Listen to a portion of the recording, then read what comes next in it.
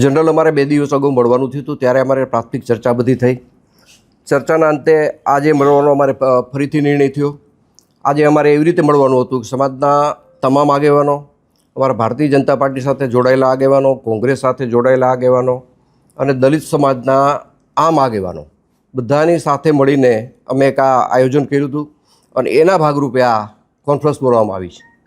થોડા દિવસ પહેલા દલિત સમાજ દ્વારા જે ભોગાવદર ખાતે મિટિંગ યોજાણી હતી, જેને લઈને પણ આક્ષેપો કરવામાં આવ્યા. મારી દ્રષ્ટિએ મેં કોઈ આવી વાતો સાંભળેલી નથી, પણ આ આજુબાજુમાંથી મને એવી વાત મળેલી કે ભાઈ રાજુભાઈ સોલંકીએ કોઈ મોટા પૈસાનો સોદો કરીને આ સમાધાન કર્યું છે.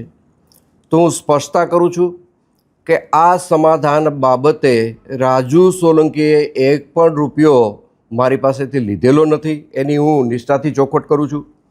રાજુ સોલંકીએ જરૂર મારી પાસે એક વાત રજૂ કરી છે, પણ એમાં રાજુ સોલંકીનો કોઈ સ્વાર્થ નથી. રાજુ સોલંકીએ મારી પાસે એ વાતનો પ્રસ્તાવ મૂક્યો હતો કે હું અમારા સમાજની ગરીબ દીકરીના સમૂહ લગ્ન કરવા જઈ રહ્યો છું. સમાજ પાસેથી મારે ફાળો લેવાની ઈચ્છા નથી.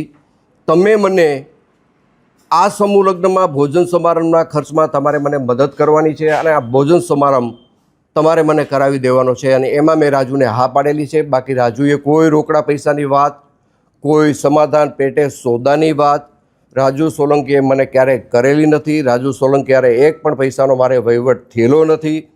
હું બધાને વિનંતી કરું છું કે આ પ્રકરણને અવળે રસ્તે દોરવા માટે, ગુમરાહ કરવા માટે જે વાતો સમાજની વચ્ચે મૂકવામાં આવે છે, એમાં મૂળ મુદ્દો પૈસા છે. પૈસાની આ સમાધાનની અંદર કોઈ વાત નથી આવી. પૈસાનો કોઈ સોદો નથી. જે મારી અને રાજુ સોલંકીના પરિવાર વચ્ચેની જે ગેરસમજ હતી, એ ગેરસમજ અમે સામે બેસીને દૂર કરી છે. મારે આ પ્રકરણમાં વધારે એવું કહેવું છે કે સમગ્ર પ્રકરણ જ્યારે બન્યું ત્યારે સામાન્ય ઉગ્ર બોલાચાલીનો મામલો હતો.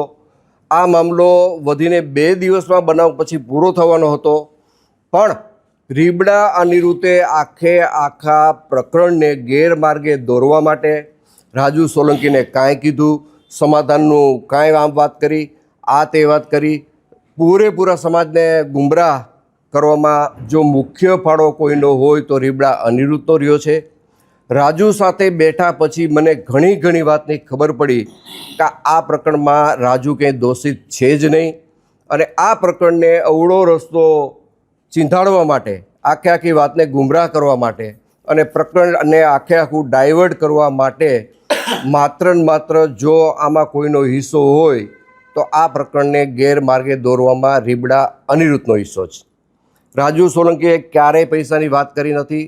રાજુ સોલંકીના પુત્ર જે મારી બાજુમાં બેઠો છે સંજય, એમને કોર્ટ સમક્ષ જે કાંઈ બનાવની હકીકત હતી એ હકીકત કોર્ટ સમક્ષ એને રજૂ કરી દીધી છે.